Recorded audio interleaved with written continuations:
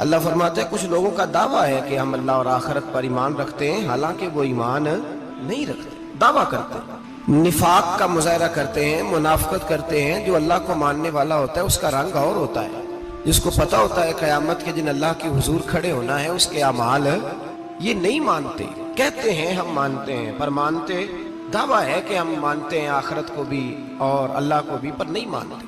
قیامت قائم ہونا ضروری ہے، اگر وقوع قیامت نہ ہو تو ظالم کی تو موجیں لگ گئیں، جابر تو موج کرے گا، فاسق اور فاجر تو کہیں گے دنیا میں بھی ہم اپنے اقتدار کے زور پر جیتے رہے، آج بھی ہمیں پوچھنے والا کوئی نہیں۔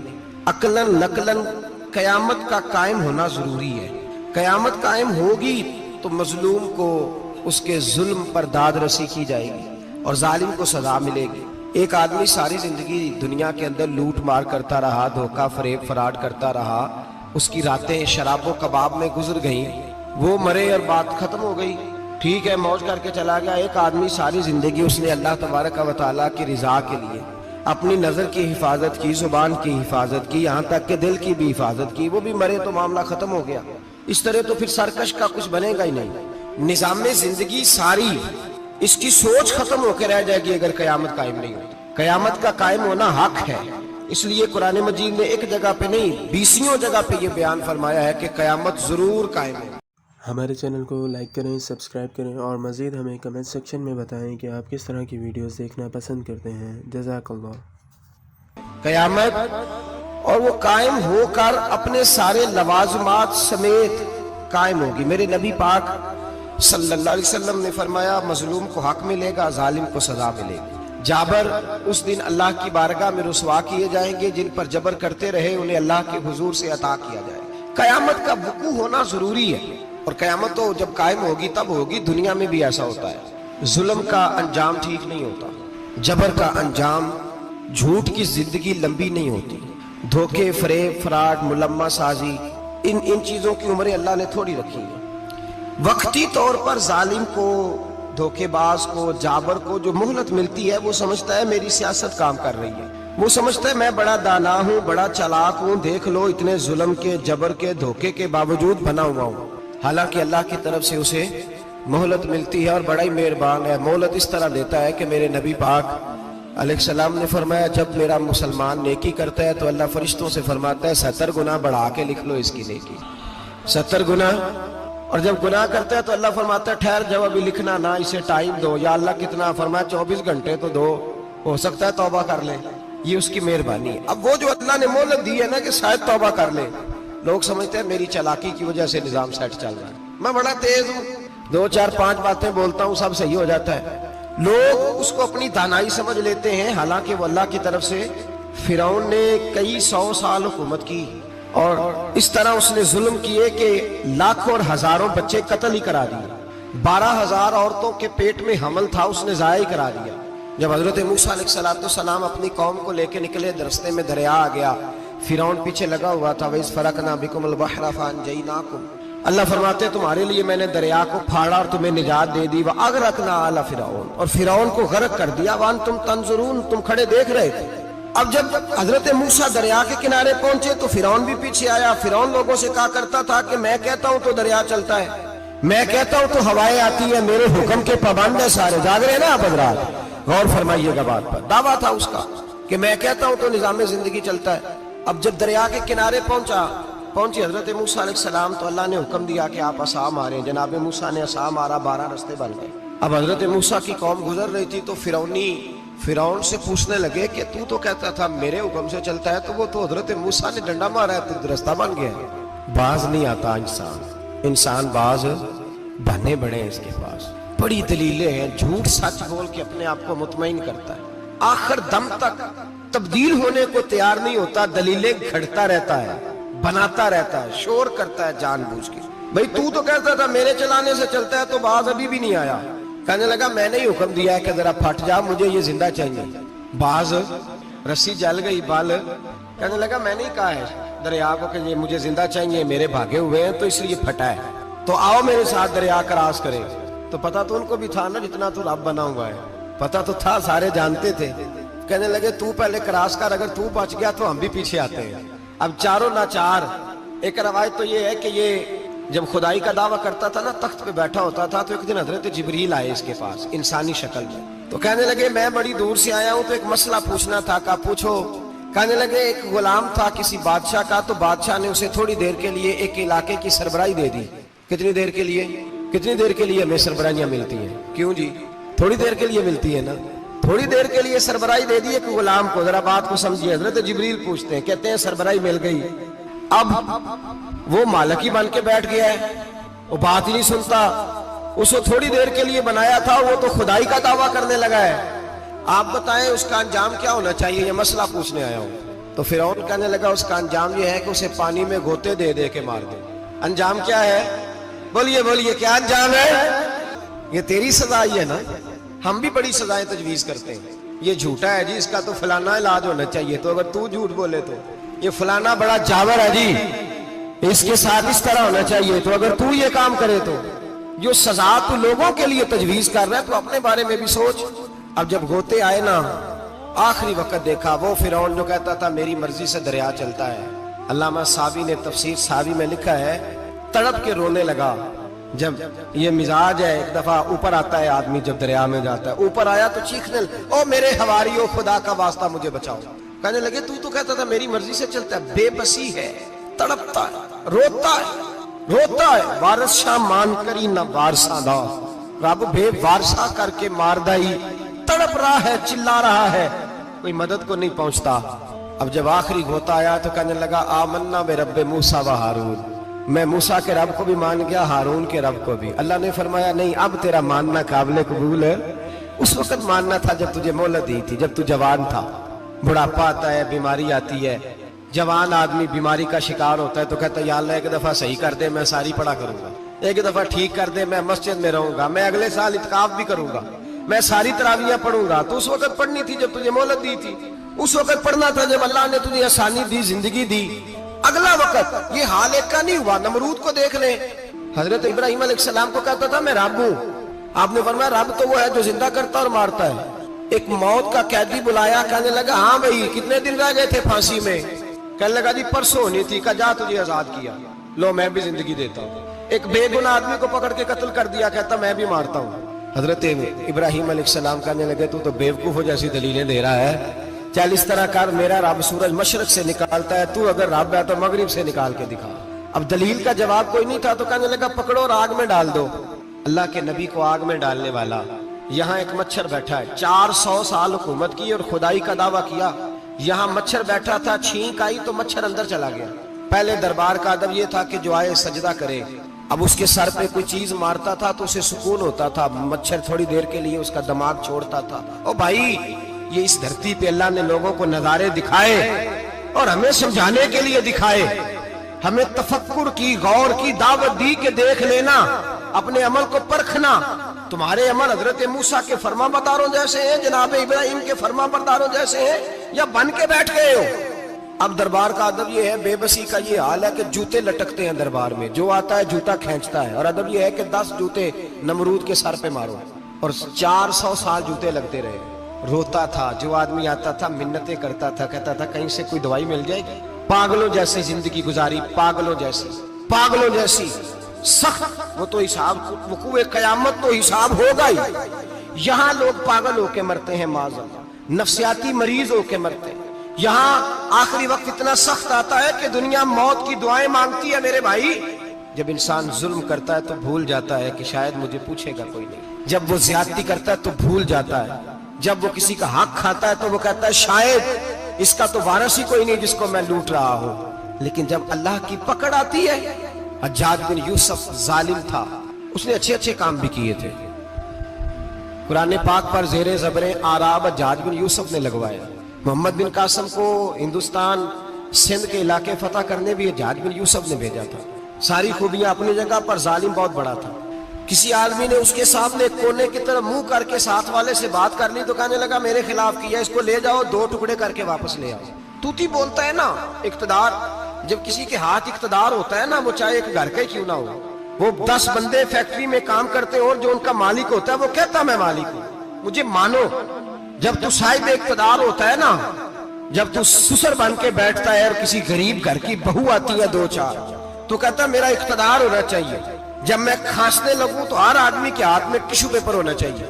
जब मैं बोलने लगूं तो बंधे हुए हाथों से हर आदमी जी जी करता हुआ खड़ा होना चाहिए। जिस आदमी का, और ये काम बहू भी करती है कई दफा, वो भी कहती है कि तुम्हें पता नहीं मैं कितना लंबा चौड़ा जहेज लेके आई हूँ। जब मैं सोने के लिए अपने बेडरूम में जाऊं तो खबरदार बूढ़े बाबे को इजाजत नहीं कि वो खांसे। अम्मा को चाहिए कि अगर उसको बड़ी सख्त प्यास भी लगी है तो मेरे सोते सोते बावर्ची खाने में बर्तन ना खटखटाए। जो जहां भी जिस स्टेज पे भी बैठता है वो कहता है कोई नहीं मुझे पूछने वाला, मैं मुतले को लेनान हूं। जवान बूढ़ों का मजाक उड़ाते हैं, समझते हैं शायद कभी बूढ़े नहीं होने, मजाक उड़ाते हैं। तंदुरुस्त लोग बीमारों का मजाक उड़ाते हैं, शायद कभी बीमार नहीं होने। हज्जाज बिन यूसुफ जालिम था, जुल्म करता था, ज्यादती करता था।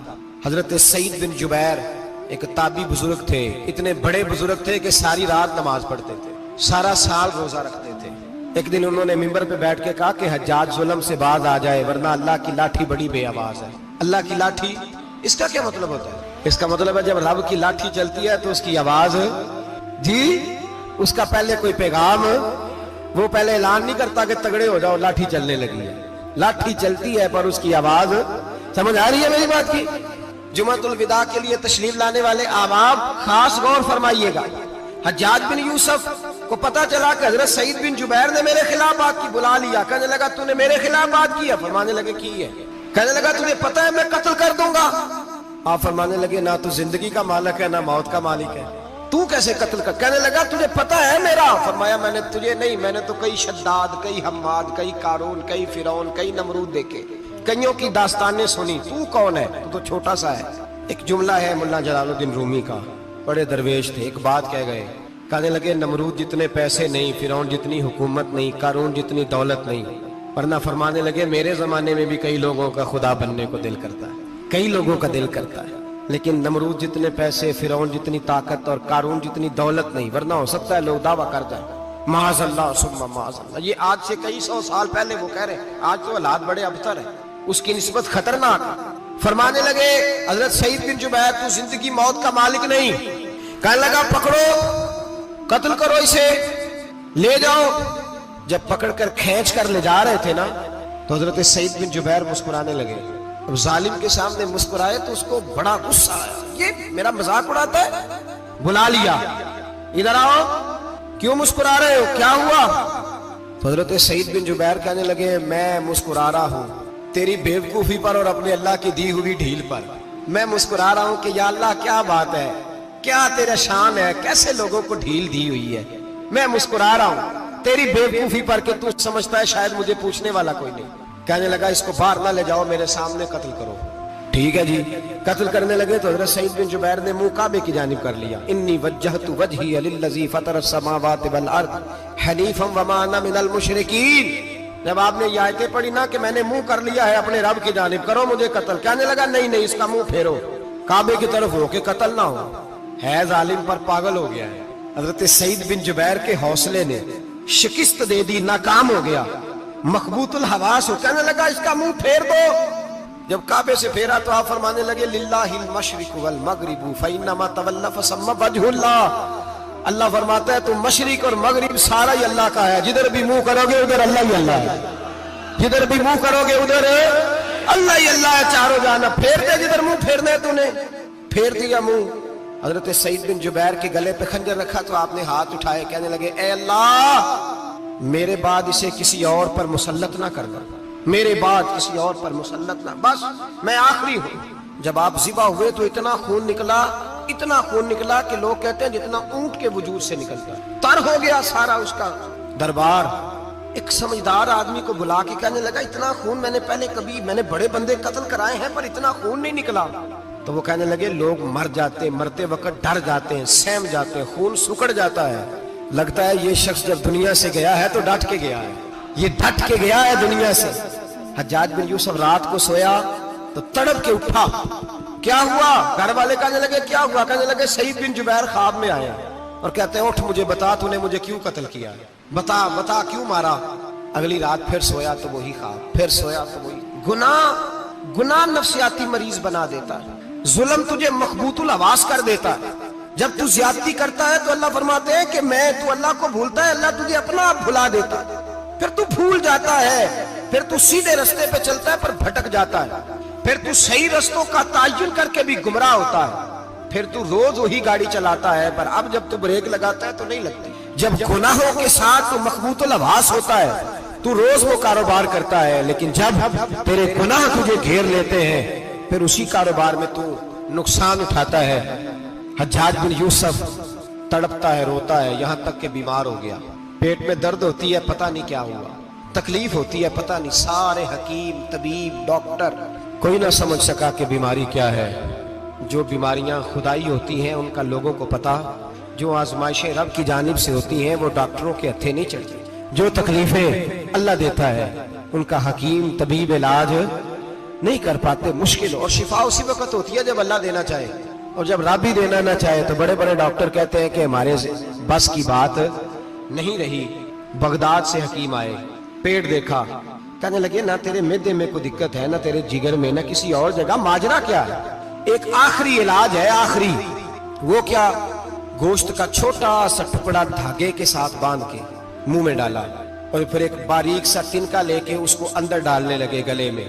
وہ گوشت کا ٹکڑا جب حلق کے اندر اتر گیا، اس حکیم نے واپس کھینچا تو کیسے ایسی بدبو آئی جیسی کبھی سونگی نہ تھی۔ جانور، کیڑے مکوڑے لگے ہوئے باہر نکلے، اور جب دیکھا تو جتنے محل میں لوگ بیٹھے تھے چلاتے ہوئے نکل گئے کہ یہ کیا مصیبتیں ہیں۔ حکیم بھی اٹھ کے دوڑنے لگا، کہا تجھے کیا ہوا؟ کہنے لگے حجاج تیری بیماری زمینی نہیں، تیری مصیبت زمینی نہیں۔ کہا میری مرض تک تم کیوں نہیں پہنچ پا رہے؟ تو کہنے لگے لگتا ہے تو بد دعا کا مریض ہے، لگتا ہے تو ظلم کا مریض ہے، تو جبر کا مریض ہے۔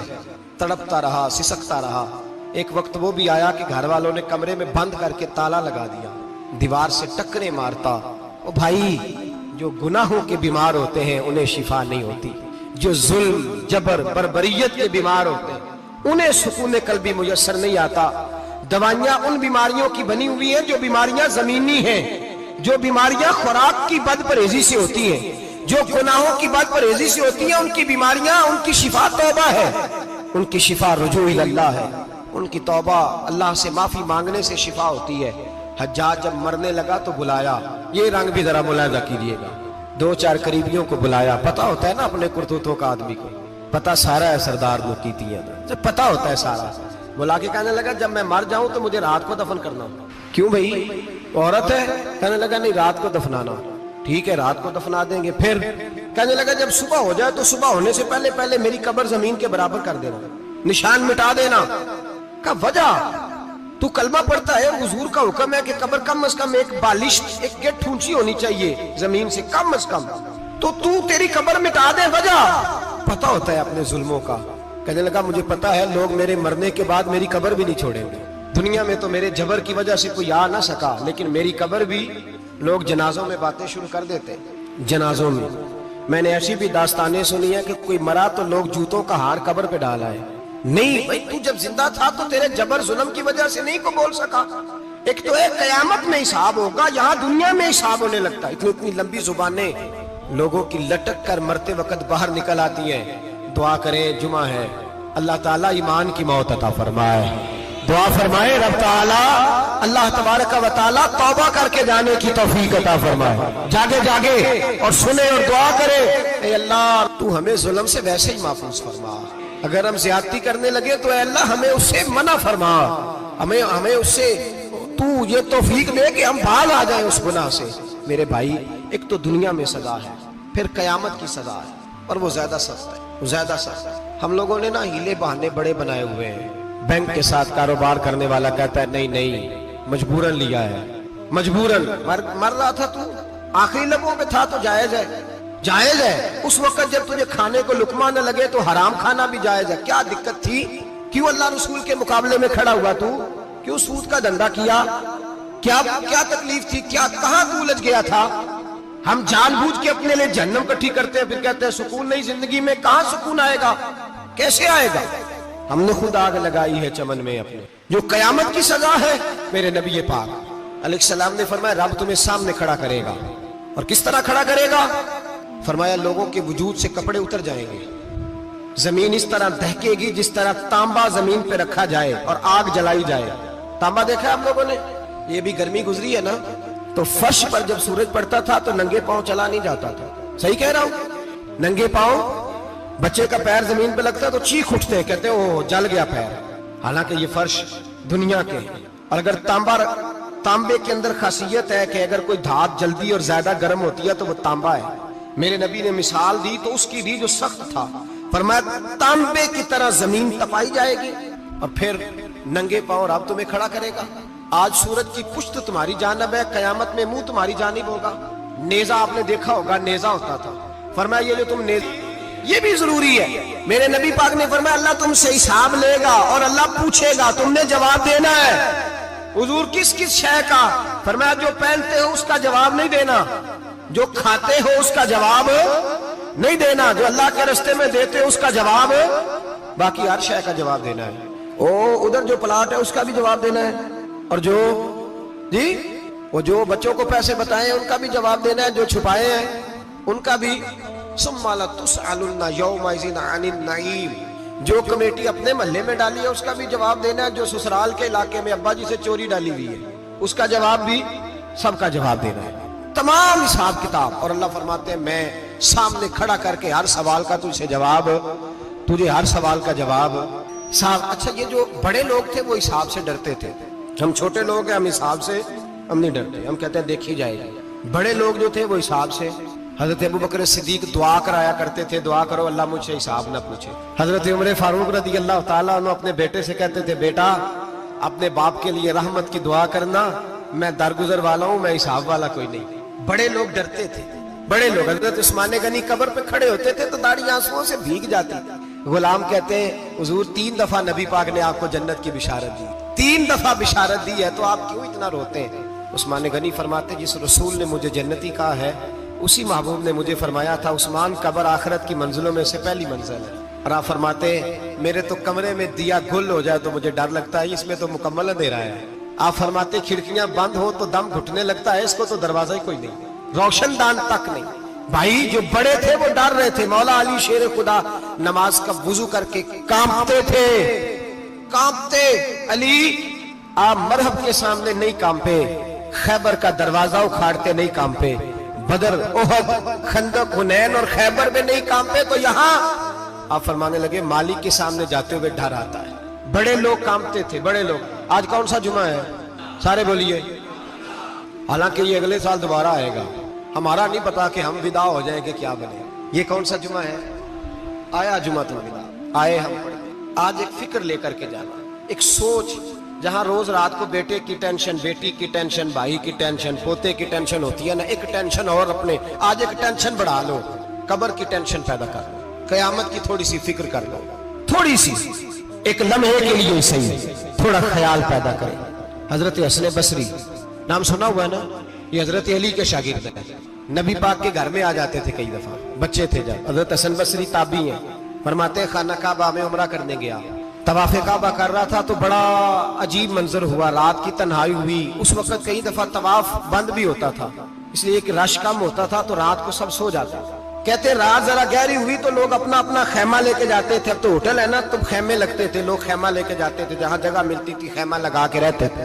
فرماتے میں رات کو سویا خیمے میں, ایک دردناک آواز آئی, میٹھی ہے دھیمی ہے پر درد بڑا ہے. کوئی رونے والا رو کے کہتا ہے اللہ حساب قیامت میں مجھ سے نہ لینا, اے اللہ تنہائی میں جتنا مرضی حساب لینا پر لوگوں کے سامنے نہ لینا. اور پھر کہتا ہے اللہ فضل تو تب کرے جب تو میرا حساب پوچھے ہی نہ. پھر چند منٹ گزرے تو پھر وہ رونے لگا, میرے کانوں میں آواز آئی, کہنے لگا اے اللہ حساب تو ان کا لیا جاتا ہے جو حساب کے قابل ہوتے ہیں. اعلیٰ حضرت کہتے ہیں نا رضا سے تو کیا حساب لے گا, رضا بھی کسی حساب میں ہے. اے اللہ میں قابل نہیں, مجھ سے حساب نہ لینا. کہتے تھوڑی دیر گزری تو پھر وہ رونے لگا, پھر ذرا سانس سنبھلے تو پھر کہنے لگا اے اللہ میں تو لوگوں کو کوئی بندہ حساب پوچھ لے تو نہیں دے سکتا, میں تجھے کیسے حساب دوں گا. پھر تڑپنے لگا. کہتے تھوڑی دیر گزری تو پھر ایک لفظ انہوں نے کہے رونے والے نے, کہنے لگے اللہ دیکھ تیرے محبوب کا فرمان ہے جو معافی مانگے تو اسے معاف کر دیا کرتا ہے.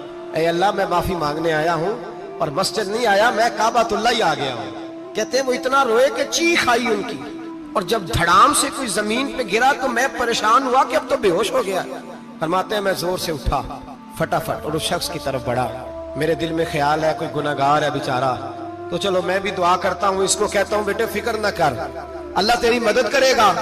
فرماتے میں گیا اس نیت کے ساتھ کہ میں کہوں گا چلو اٹھو تم بھی دعا کرو میں بھی کرتا ہوں, اللہ ہم سے حساب نہ پوچھے. کہتے میں گیا تو وہ شخصیت بے ہوش پڑی تھی, کالے سیاہ بال ان کے چہرے پہ بکھرے ہوئے تھے. کہتے لوگوں جب میں نے زلفیں ہٹائیں چہرے سے تو میرا وجود کانپنے لگا آسمان ٹوٹ پڑے گا, زمین پھٹ جائے گی, ستارے بکھر جائیں گے, آج بہ جائیں گے سمندر. فرماتے ہیں میری چیخیں نکل گئی, یہ کوئی گناہگار تو نہیں, یہ تو حضرت فاطمہ کے پوتے امام زین العابدین ہے, یہ تو امام حسین کا وہ بیٹا ہے جو کربلا میں تنہا بچے تھے. فرماتے میں امام کا چہرہ دیکھا تو بھاگ کے آیا اور میں نے اپنی داڑھی ان کے پیروں کے ساتھ مس کی اور میں نے کہا حضور اٹھیے. امام اٹھے تو میں نے کہا شہزادے تیرے تو اشارے سے اللہ کئی گناہگاروں کو بخشے گا, تیری تو دعا سے اللہ بخشے گا, یہ کیا کر رہے ہو؟ تو امام زین العابدین کہنے لگے حسن بصری ادھر آ یار, ادھر آؤ بزرگو, میرے دادا کے پاس رہنے والے ہو, میں نے نا آج ہی سنا ہے کہ اس کا عذاب بڑا سخت ہے, آؤ میرے لیے دعا کرو, اللہ پاک مجھ سے حساب نہ پوچھے. کہا حضور نہ کریں.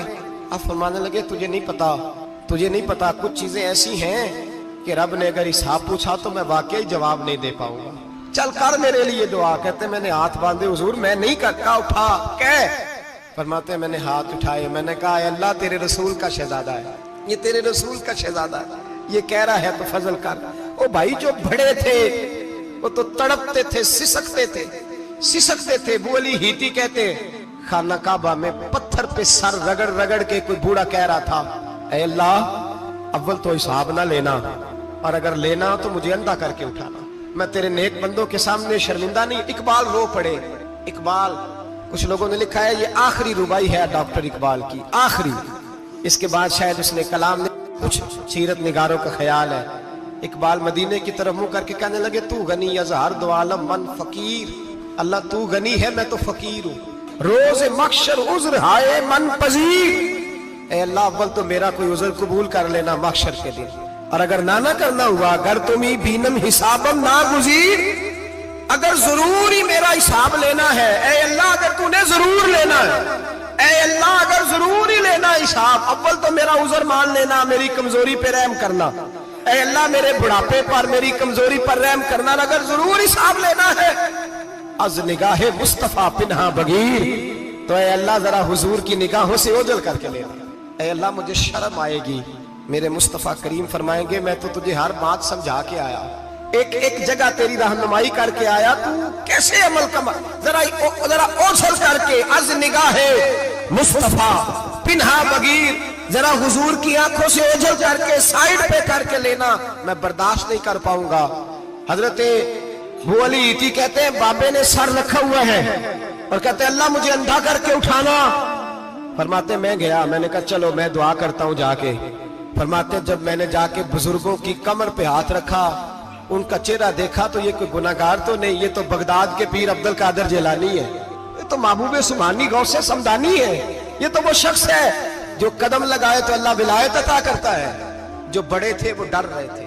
معین الملت والدین عطائے رسول ہند الولی غریب نواز حضرت خواجہ معین الدین اجمیری رحمت اللہ علیہ, خواجہ قطب الدین بختیار کاکی کو تنہائی میں بلا کے کہنے لگے معین الدین سید زادہ ہے, معین الدین حضور کے خاندان میں پیدا ہوا ہے, معین الدین سے اس کے پیر کو بڑی امیدیں تھیں, معین الدین کو رسول پاک نے ہندوستان بھیجا تھا, پر قطب الدین یار معین الدین تبلیغ کا حق نہیں ادا کر سکا. حضرت خواجہ قطب الدین کہنے لگے حضور 90 لاکھ تو مسلمان کر دیے, اور کیا حق تھا؟ فرمایا نہیں, جب تو تہجد کی نماز پڑھے نا بیٹا اپنے لیے دعا مانگنا تو خدا سے کہنا مولا میرے پیر کی کوتاہیاں معاف کر. وہ جس اعزاز کا تھا وہ کام نہیں کر سکتا, جو بڑے تھے ان کی تو باتیں بڑی تھی. یہ جو ہم چھوٹے آئے ہیں نا نئے, ٹکٹیں دیتے پھرتے ہیں, ٹکٹیں, بے نمازی جاہل ان پڑھ پی ٹکٹیں بانٹتا ہے لوگوں کو, تو بھی بخشا ہے تو بھی بخشا ہے. وہ 90 لاکھ लोगों को राय हक पर लगा के भी कहते थे नहीं, हक तो ये है कि हक अदा ना हुआ, हक तो ये है कि हक कोई शाही पल्ले नहीं, डटा हुआ खड़ा है मुसलमान, डटा हुआ। ये हिसाब सुने। किसी ने हजरत अबू हुरैरा से कहा कि कोई ऐसी हदीस सुनाओ जो आपको भी बड़ी महबूब हो। हजरत अबू हुरैरा ने चीख मारी, रोने लगे और बेहोश हो गए। फिर हिलाया, पानी पिलाया, उठे, कहा हुजूर बात की थी, हदीस सुनाए, फिर रोने लगे। हमें तो नहीं ना रोना आता, हमें तो तब आता है जब बेटा बात ना माने, हमें तो तब आता है जब कारोबार में नुकसान हो जाए, हमें तो तब रोना आता है जब हमारा कोई दोस्त हमारे बारे में गलत बात कर दे, बेइज्जती दुनिया की हो जाए। हजरत अबू हुरैरा 3 दफा होश आया, 3 दफा रोए और कहने लगे अजीजों ये वो वाली हदीस है कि मैं सोचता भी हूं तो मैं तड़प उठता हूं। कहा कौन सी हदीस? तो हजरत अबू हुरैरा कहने लगे मैंने नबी पाक से सुना है कयामत में सबसे पहले उलमा का हिसाब होगा, सबसे पहले उलमा का। रब करीम फरमाएगा तुम्हारी दीन के नाम पर बड़ी मौजें थी, तुम्हारे बड़े पोस्टर छपते थे, लाइनें बना के लोग तुम्हारे हाथ चूमते थे, लोग तुम्हारी घड़ी को भी चूमना अपने लिए सादत समझते थे। बताओ मेरे रसूल के नाम पर खाने वालों क्या करके आए हो? अमल बताओ, अमल। मौज बड़ी की ना तुमने, बताओ अमल। उलमा आलिम अर्ज करेगा ए अल्लाह मैं जगह जगह तेरे रसूल के दीन की बात करता था, मैं कुरान के दर्स देता था, मैं रातें बेदार रह के तैयारियां करता था, मैं जो बन सका किया। रब फरमाएगा नहीं, तूने तो इसलिए किया था कि लोग तुझे पीर साहब कहें, मौलाना साहब कहें, तेरे नारे लगाए तो लगे नहीं फिर तेरे नारे, फिर लोगों ने लंबे लंबे अलकाबात पुकारे नहीं तेरे। हुजूर सैयद आलम अलैहिस्सलाम फरमाते पहला हिसाब उसका लेगा जो आलिम कहलाता था। रब पूछेगा तुझे ताकत दी, हिम्मत दी, बोलने की सलाहियत दी, अपने फजल से दी, बता क्या कमा के आया है। हजरत अबू हुरैरा रोते कहते हैं मैं भी तो हदीसें सुनाता हूँ, मैं भी तो आलिम हूँ, मेरे पीछे भी तो लोग भागते हैं। लोगों बताओ अगर अल्लाह ने अबू हुरैरा से पूछा तो क्या जवाब देगा? अल्लाह फरमाएगा उलमा के लिए बुखारी मुस्लिम है, इन्हें उठाओ और जहन्नम में डाल दो। इमाम गजाली फरमाते हैं अगर किसी आलिम को सजा मिली तो सख्त सख्त आलिम को मिलेगी। दुआ फरमाए अल्लाह मेरे जैसे लोगों को हिदायत का रास्ता अता फरमाए और जो कहते हैं समझते हैं अल्लाह उस पर अमल की तौफीक अता फरमाए। फरमाया हजरत अबू हुरैरा ने दूसरे नंबर पर सखी अल्लाह की बारगाह में खड़ा किया जाए, मालदार। रब फरमाएगा बोल कुछ ऐसे भी थे जिनके पास शाम की रोटी नहीं थी, तुझे मैंने तेरी तिजोरी भर के तुझे दौलत अता की, तुझे विरासत में मैंने मुरब्बे दिए, जायदादें दी। बता वो कुछ वो थे सवेरे मजदूरी करने जाते थे, कमा के लाते थे, हजारों रुपया तेरी बैंक में पड़ा था, बता क्या किया तूने? ऐ अल्लाह मैंने मस्जिद में दिए, मदरसे में दिए, 30 दिन इफ्तारियां पकाता रहा। अल्लाह फरमाएगा तू झूठ बोलता है, तू सारा कुछ इसलिए करता था कि लोग तुझे सखी कहे। हाँ हाँ तेरा ऐलान हुआ मस्जिद में, लोगों ने कहा वो देखो कितने पैसे दे रहा है, इसका वो देखो नाम लिखा हुआ है अस्पताल के एक कोने में कि ये वाला ब्लॉक फलां सेठ साहब ने बनाया, ये देखो लिखा हुआ है कि ये कमरा मदरसे का इसने बनाया, तो लिख दिया गया, नारे लग गए, अब जा दौड़ जा। अल्लाह जहन्नम में फेंक देगा। फरमाया फिर शहीद खड़ा किया जाएगा। हाँ भाई तुझे ताकत दी, हिम्मत दी, बता कहाँ खर्च की, कहाँ? ए अल्लाह शहीद ही हो गया। फरमाया वो तो इसलिए हुआ था कि लोग तुझे शहीद कहे, बहादुर कहे, तेरे नाम पे रोड का नाम रखा जाए, तमगाए हुस्ने कारकर्दगी मिले सो मिल गया। मेरे लिए बता क्या करके आया है मेरे लिए, इसे उठाओ और जहन्नम में फेंक दो।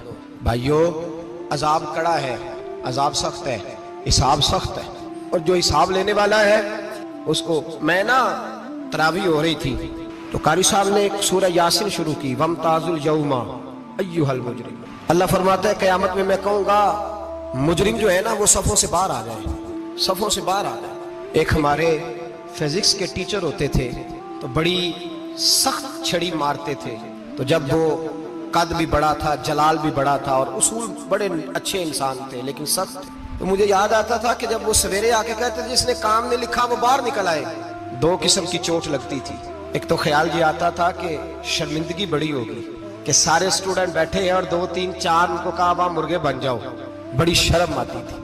और फिर जब वो मारते थे तो इतना सख्त मारते थे कि कई दिन तकलीफ रहती थी, बताया नहीं जाता था। वो स्टूडेंट बताते थे कि यार इससे बचो किसी भी तरीके, और किसी का काम रह भी जाता था कहते थे इस पीरियड की ड्यूटी सबक याद करके आना है।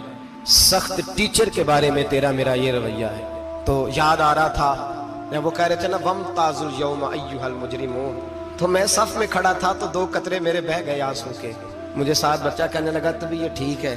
मैंने कहा तबीयत तो ठीक है, कुछ याद आ गया है कि मैदान महशर में यहाँ तो छुपे हुए है ना ऐब, छुपे हुए। और भाई रब बड़ा करीम है, ऐबों के बावजूद नवाजता है। मेरा दावा यह है अगर हमारे ऐब खुल जाएं, लोग हमें धरती पे जीने ना दें। लोग हक है और बांध के ना, लोग पैर बांध के जोर के साथ बांधते। सगा बेटा जब कब्र में दफन करता है ना, तो वो भी कहता है वो कोना, ये कोना थोड़ा सा मिट्टी कम है, यहाँ भी मिट्टी डालो। पहले लोग रोजाना जाते हैं, फिर हफ्ते के बाद, फिर महीनों बीत जाते हैं। कुछ कब्रें ऐसी भी हैं जिन पे खड़े हों तो लगता है कब्रें रो रही हैं और कहती हैं जाओ मेरे घर वालों से जाके कहो कोई फेरा ही लगा जाए। वो एक दफा आए तो सही, कोई मट्टी नहीं डालता। बादशाहों की कब्रें रोती हैं, सरमायादारों की कब्रें रोती हैं, कोई जाता नहीं। इतने इतने मोटे सुराख है कब्रों में, आप अपने शहर के कब्रिस्तान फिर के देख लें, सुराख है। ओ भाई हजरत मौला अली शेर खुदा कब्रिस्तान गए तो पहले रोने लगे, फिर कहने लगे कब्रों वालों क्या हाल है तुम्हारा। तो आप फरमाते हैं मुर्दा मुझे अंदर से बोल के कहने लगा अली कफन फट गया, हड्डियां टूट गई, माल तो दे आए थे वारसों को पर हिसाब हमें देना पड़ रहा है, तू बता पीछे क्या हालात हैं। तो हजरत अली कहने लगे तुम्हारी बीवियों ने और निकाह कर लिए, तुम्हारे दोस्तों ने नए दोस्त बना लिए, तुम्हारी औलादों ने तुम्हारे बगैर जीना सीख लिया, तुम्हारी जायदादें बट गईं, तुम्हारा पैसा तकसीम हो गया। पहले तो कोई तुम्हारा नाम लेता था, अब तो तुम्हारा जिक्र खत्म हो गया। अब तो 1-2 नस्ल तक तुम्हारा जिक्र था, अब तो तुम्हें याद ही कोई नहीं करता। कहते हैं लोग यहाँ कोई रहा करता था, यहाँ कोई हुआ करता था, अब तो तुम किस्सा पारीना, किस्सा माजी हो गए। हिसाब का वक्त करीब है, करीब आ गया वक्त। अल्लाह फरमाते इक़्तरब लिन्नासि हिसाबुहुम वहुम फी गफलतिन मुरिदून। फरमाया हिसाब का वक्त करीब आ गया है तो अभी भी गाफल है। जुम्मतुल विदा, एक परेशानी लगाने का इरादा था, बड़ी परेशानियां पाली है, एक परेशानी और पाल लो। जिसको ये परेशानी लग जाए उसके अमल संवरने लग जाते हैं। ये परेशानी पाल लो कि अगर मुझे हिसाब देना पड़े। हजरत उमर का फरमान, आप फरमाया करते थे अपना हिसाब खुद कर लो, कबल इसके कि अल्लाह तुम्हारा हिसाब करे। खुद कर लो अपना हिसाब, खुद खाते ठीक करके रखो, चेक करके रखो। मेरी दुआ है अल्लाह पाक हमें उनमें शामिल करे जिनको वो माफ करने वाला है। हमारे चैनल को लाइक करें, सब्सक्राइब करें और मज़ीद हमें कमेंट सेक्शन में बताएं कि आप किस तरह की वीडियोस देखना पसंद करते हैं। जज़ाकल्लाह।